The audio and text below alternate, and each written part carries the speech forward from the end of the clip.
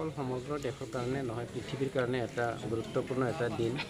কিয়নো আপোনাৰ পৃথিৱীখন জীয়াই ৰখাবৰ কাৰণে আৰু আমি মানুহৰূপে জীয়াই থাকিবৰ কাৰণে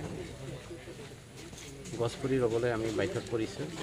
আৰু যাৰ ফলত আমি আজি সেই দিনটো ৱৰ্ল্ড ইনভাইৰনমেণ্ট ডে হিচাপে আজিলৈকে গ্ৰহণ কৰি আহিছে বা আজিলৈকে আমি মানি আহিছোঁ। এতিয়া কথাটো হ'ল, আমাৰ বিটিআৰবাসীৰ কাৰণে খুব সুখৰ কথা যে পৃথিৱীত আপোনালোকে যদি নেচাৰটো চায়, আমাৰ সেই বিটিআৰ, সেই অসম, সোণৰ বিটিআৰ মানে ইমান নেচাৰেলি যে ৰিচ, পৃথিৱীৰ মানুহে ইয়াত আহিলে আকৌ গুচি যাবলৈ মানে মন নকৰে। গতিকে এইখিনি স্থানত থাকি পেলাই আমি বসবাস কৰিবলৈ পাইছোঁ আৰু আমি জীৱন যাপন কৰিবলৈ পাইছোঁ। আমি যে সুন্দৰভাৱে ভৱিষ্যত জীৱন গঢ়িব পাৰিম, এইটো আমাৰ আজিৰ দিনৰ দ্বাৰাই আমি সকলো বিটিআৰবাসীত থকা জাতি জনগোষ্ঠীক আমি মেছেজ দিব বিচাৰিছোঁ। আমাৰ কাৰণে সুখৰ কথা, মানে সুখৰ দিন এইটো। আজি এটা হিষ্ট্ৰিকেল ডে হ'বলৈ গৈ আছে।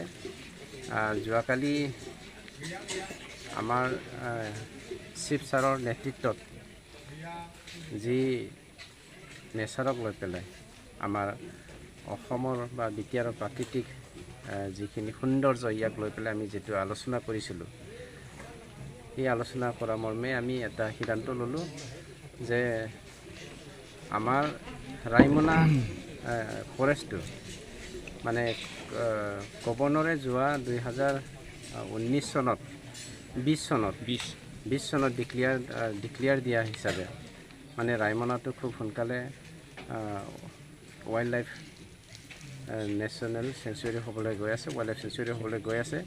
সেই মৰ্মে আজি চিফ মিনিষ্টাৰে যোৱাকালি আমাক কথা দিছে, আজি ৰাইমনাটো ৱাইল্ড লাইফ চেঞ্চুৰী হিচাপে ঘোষণা কৰিব।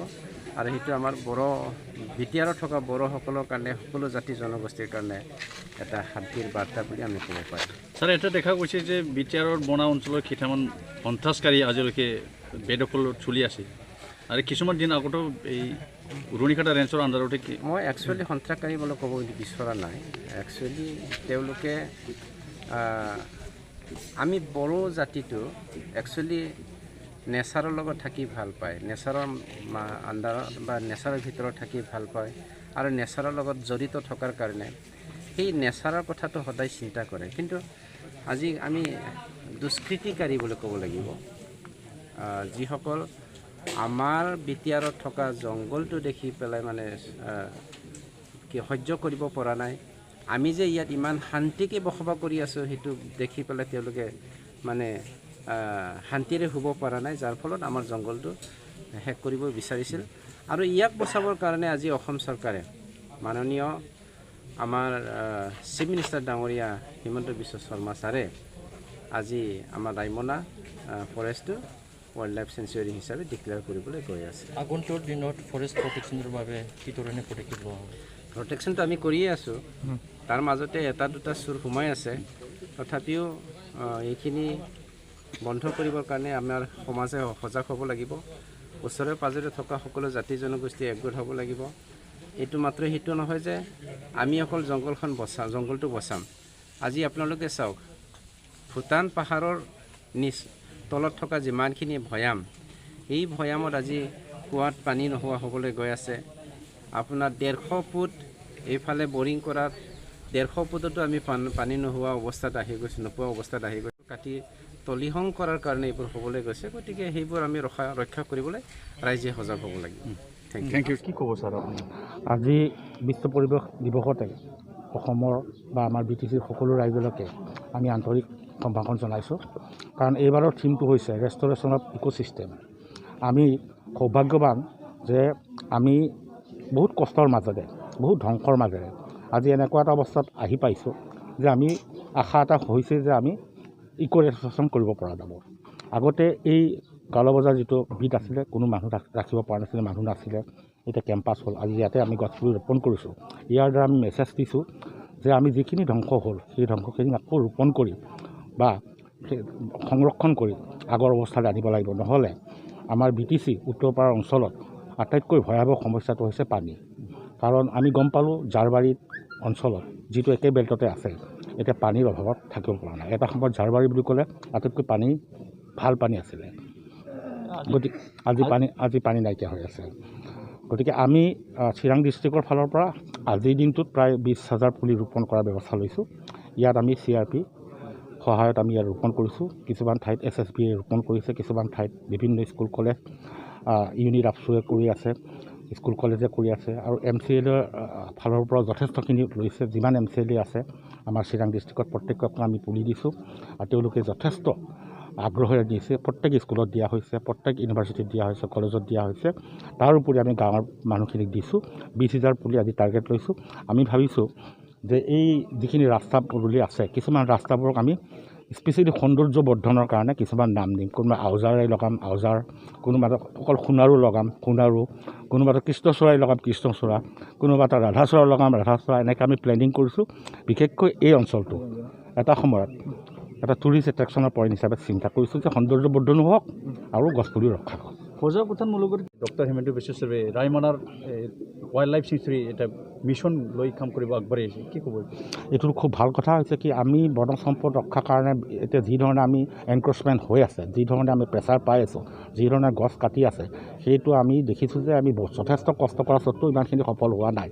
আমি 2016 চনত মানাস নেশ্যনেল পাৰ্কটো প্ৰায় 350 স্কুৱাৰ কিলোমিটাৰ আমি এক্সটেনশ্যন কৰি পেলাই নেশ্যনেল পাৰ্ক ডিক্লেয়াৰ দিয়া হ'ল। আৰু 2016ৰ পৰা যিটো অৱস্থা হৈছে ইমান ধুনীয়া হৈ গৈছে, সেই ঠাইত এতিয়া 8টাকৈ হাতী পোৱা গৈছে, 8টাকৈ বাঘ পোৱা গৈছে, যিটো আগতে দেখা নাছিলে। ক্লাউডেড লিপাৰ পোৱা গৈছে, যিটোত আগত নাছিলে। কলা বান্দৰ আছে, যিটো ক'তো নাপায়, অকল তাত পায়। আৰু ব্লেক নেকেড ক্ৰেন, যিটো তিব্বেততে পায় বা ভূটানৰ ৰাষ্ট্ৰীয় পক্ষী হয়, সেইটো আজিকালি ইয়াত পোৱা গৈছে। গতিকে আমি দেখিছোঁ যে নেশ্যনেল পাৰ্ক হোৱাৰ কাৰণে অঞ্চলটোৰ খেতি বাতিও ভাল হৈছে আৰু গছ কটাও কমিছে, সেইখিনি ভাল হৈছে। ঠিক সেইদৰে 450 স্কুৱাৰ কিলোমিটাৰ অধিক এটা ইনটেক্ট ফৰেষ্ট আছিলে চিঙি মাজুলীৰ পৰা জমদুৱাৰলৈকে, সেইখিনি এতিয়ালৈকে দখল কৰা নাই। সেইখিনি যদি আমি বহুত প্ৰচেষ্টা কৰিছিলে ফৰেষ্ট ডিপাৰ্টমেণ্টৰ তৰফৰ পৰা, NGO WTI সকলে চেষ্টা কৰিছে, বিভিন্ন NGO সকলে চেষ্টা কৰিছে, আৰু ইয়াৰ যথেষ্ট সংখ্যক বন্যপ্ৰাণী আছে। আৰু ইয়াৰ এইটো কাৰণে ভাল কি উত্তৰ ফালে ভূটানৰ ৰয়েল মানস নেশ্যনেল পাৰ্কটো থকাৰ কাৰণে এটা ডাঙৰ এৰিয়া এটা পাই যায়। গতিকে এনেকুৱা এটা ধুনীয়া পদক্ষেপ লৈছে, আৰু আজি আমি খুব সুখী, আমি ফৰেষ্ট ডিপাৰ্টমেণ্ট বুলি নহয় গোটেই BTC-বাসী হিচাপে সুখী যে আৰু এখন নেশ্যনেল পাৰ্ক আমি এডিশ্যন হৈছোঁ। এইটো মানাস নেশ্যনেল পাৰ্কৰে এডিশ্যন হ'ব।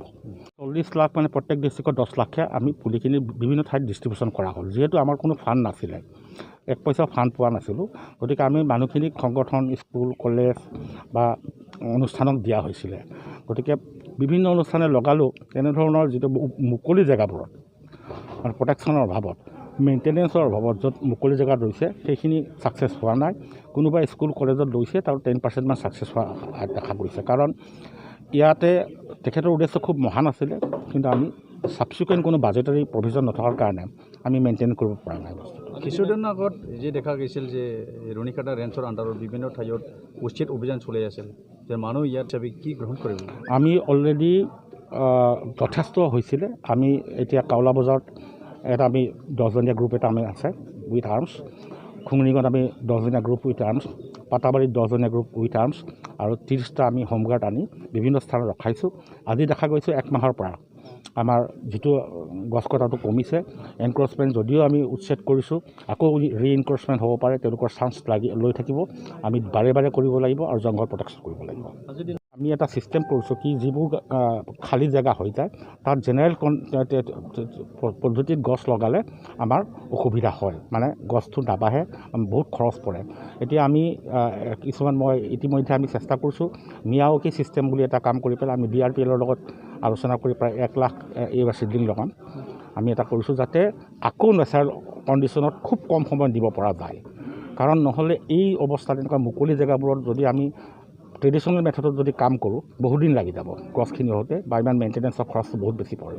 সেইকাৰণে আমি নতুন পদ্ধতিত এটা কৰিছোঁ, আৰু আমি নোৱাৰিলেও বিভিন্ন অৰ্গেনাইজেশ্যনৰ পৰা স্পনচৰশ্বিপ হিচাপে কৰিবৰ কাৰণে আমি বাধ্য হৈছোঁ।